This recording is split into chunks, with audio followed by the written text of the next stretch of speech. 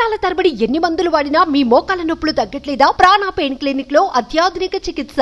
ఆంధ్రప్రదేశ్లో ఎడతెరిపి లేకుండా కురుస్తున్న వర్షాలతో జనజీవనం స్తంభించిపోయింది. ముఖ్యంగా రాజధాని ప్రాంతాల్లో వరద ముంపు ఎక్కువగా ఉంది. విజయవాడ గుంటూరు మార్గం వరద ముంపుతో నిండిపోయింది.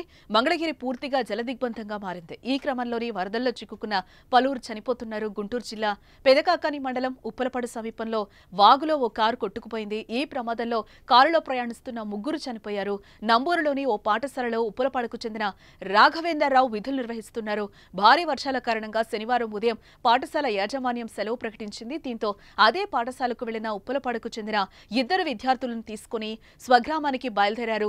మురుగువాగు ఉధృతంగా ప్రవహిస్తున్నా ఆగకుండా వెళ్లిపోయారు. దీంతో ఆ ప్రవాహంలో కారు కొట్టుకుపోయింది. ఈ ఘటనలో రాఘవేంద్రరావుతో పాటు కారులో ఉన్న విద్యార్థులు సాత్విక్, మానిక్లు మరణించారు. స్థానికుల సహాయంతో కారుతో వాగులో కొట్టుకుపోయిన మృతదేహాలను బయటకు తీశారు. ఈ ఘటన స్థానికంగా ప్రజలను కలవరానికి గురిచేసింది.